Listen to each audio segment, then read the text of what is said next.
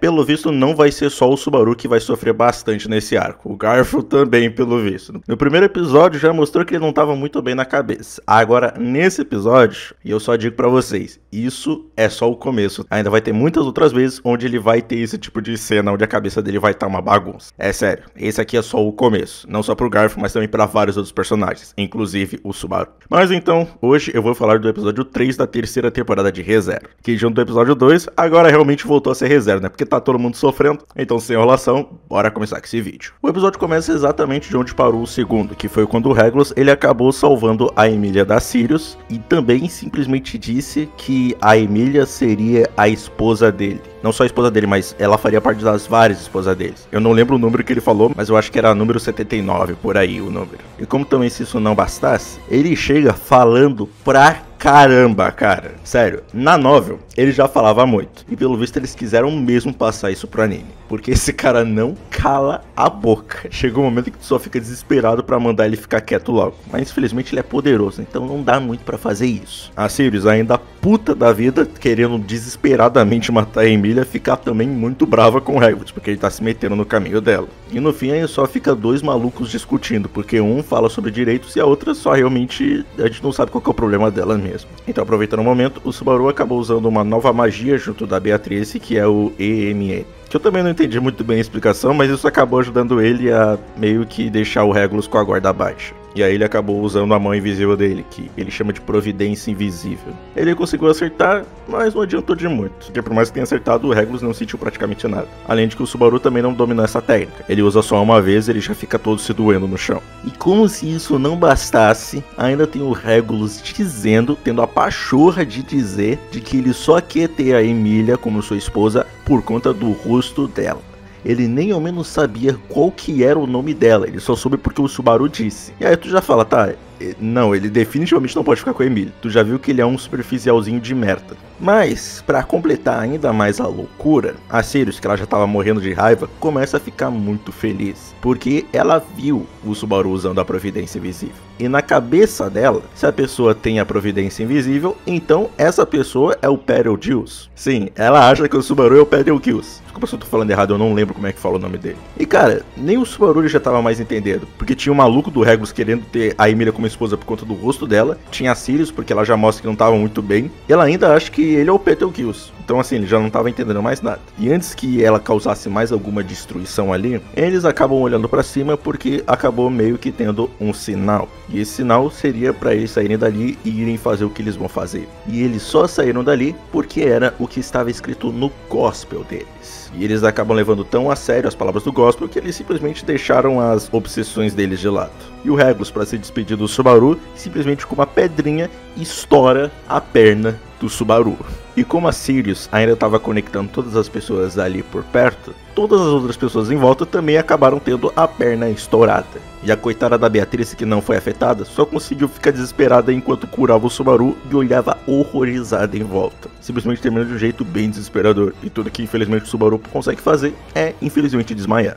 Agora a gente acaba voltando um pouquinho no tempo e também voltando pro Garfield depois dele ter encontrado a mãe dele. E assim, essa situação já é bem desconfortável. A Mimi, ela não tá muito ligada no que tá acontecendo. E a própria mãe do Garfield também não parece reconhecer ele. Mas o Garfield reconhece ela. E ela também acaba falando algumas coisas muito estranhas, como ela meio que ter servido eles muito naturalmente, além dela ter falado que é melhor ser educado com o visitante e oferecer suari. E isso acaba deixando o Garfield mais desconfortável ainda, porque a mãe dele, que ele pensou que estava morta, tá ali e ela simplesmente parece não se lembrar dele. A situação ficou tão horrível que ele simplesmente acabou fugindo de lá. Ele saiu correndo sem explicar nada direito. E até mesmo continuou vendo a ilusão da Elsa. Então assim, a cabeça dele tá uma bagunça. Mas isso não ia acabar, porque o marido da mãe do Garfield acaba indo atrás dele e diz que os filhos dele explicaram tudo o que aconteceu. Por isso ele queria pelo menos fazer alguma coisa em troca dessa gentileza que o Garfield acabou fazendo. Então que o Garfield aproveita isso para saber exatamente o que acabou acontecendo com a sua mãe. Segundo o que o Garfield descobriu, o nome da mãe dele, pelo menos com esse cara, é Reala. Porém, ele acaba perguntando pro homem se o nome dela, na verdade, não era Arisha.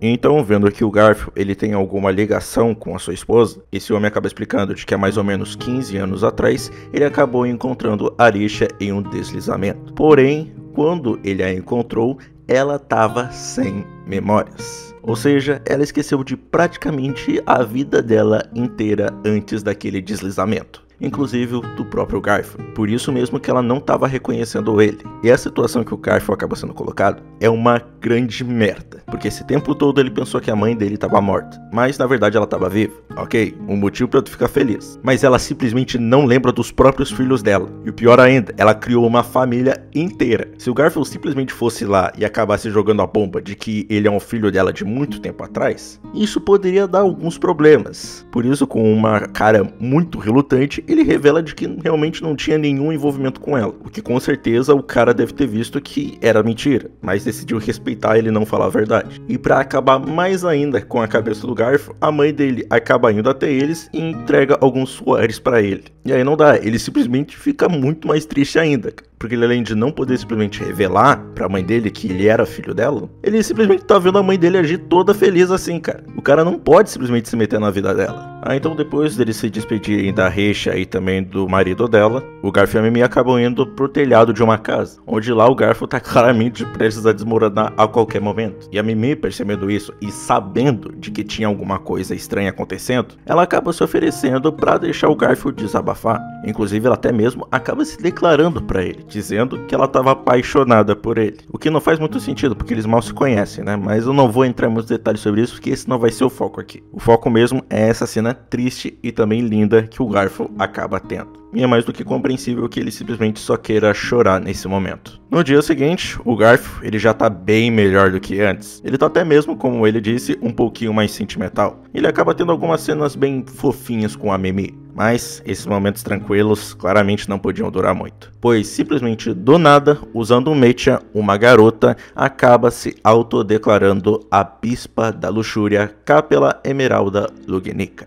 E enquanto ela falava isso, ela chamava todo mundo de sacos de carne imundos e falava para todos ficarem vangloriando a voz dela. E o que ela falou depois disso, a gente vai saber talvez só no próximo episódio. Então a cena corta para o Subaru, que acaba acordando do lado do Aldebaran, e eles estão no lugar onde as pessoas que acabaram sendo afetadas pela autoridade da Sirius estavam sendo tratadas. E o Subaru também estava com a perna dele. A perna não estava inteira, mas ela estava na medida do possível bem, se é assim que eu posso dizer. E perto dele estava a Beatrice, que estava dormindo. E isso aconteceu porque ela não só curou o Subaru, mas também como curou a perna de todas as pessoas que estavam ali por perto com a perna estourada. E isso acabou fazendo a mana dela se esgotar. E por causa disso, ela estava num estado parecido de coma. E ela só acordaria quando ela conseguisse mana o suficiente para acordar.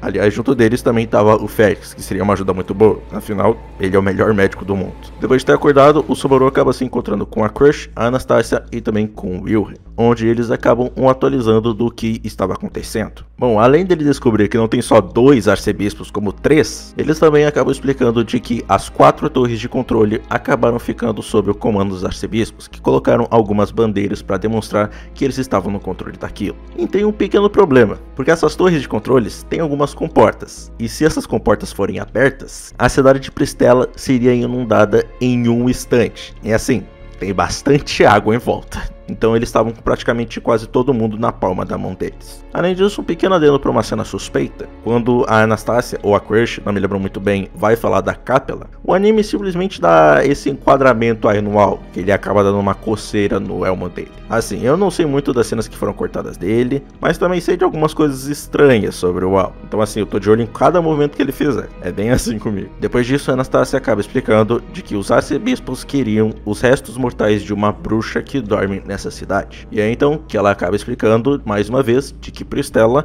era uma cidade armadilha, e ela era uma armadilha para exatamente essa bruxa. Por sorte, eles conseguiram matá-la, mas ainda tinha os restos mortais dela lá. E era exatamente isso que os arcebispos queriam. E antes que eles pudessem falar mais alguma coisa, a cena acaba cortando pro Garfield, que estava correndo desesperadamente pra sei lá onde, talvez onde o Subaru e a Emília estavam. Mas ele acaba mais uma vez encontrando a mãe dele, que acaba falando pra ele de que os filhos dela simplesmente sumiram desde que eles foram brincar, além de que o marido dela, por muita falta de sorte, trabalha exatamente onde a arcebispa estava fazendo a transmissão. Então assim, a chance deles terem se ferrado é bem grande. Então, sabendo que seus meio-irmãos estavam em perigo e também o marido da sua mãe, o Garfield acaba falando pra ela de que iria encontrar os filhos e também o marido dela. E assim, o episódio acaba. Esse episódio, assim como o anterior, ele pareceu rushado, mas ao mesmo tempo não pareceu rushado. Isso, claro, levando em conta dos resumos e também do que eu sei do que acontece no volume que esse episódio está adaptando. E eu vou dizer, cara, tá meio estranho essa temporada, porque eles estão realmente, por episódio, conseguindo adaptar muita coisa em pouco tempo. E como eu disse, parece que tá rushado, mas ao mesmo tempo não parece que tá. Eu já vi um monte de gente que leu a novel dizendo que tá meio estranho essa temporada, só que de um jeito bom. Eu não posso dizer nada, porque eu não li o volume, mas o que eu sei é que eu gostei bastante do episódio. O coitado do Garfield, infelizmente, foi a estrela do sofrimento. E pelo que eu sei, esse é só o começo ainda pra ele. Eu já tô com mais pena ainda do garoto. Mas enfim, gente, o que vocês acharam desse episódio? Gostaram? Não gostaram? Comentem aí, porque eu vou querer saber. Então, se você gostou do vídeo, por favor, deixe teu like, ele ajuda pra caramba. Me siga nas minhas redes sociais. E então, até o próximo vídeo.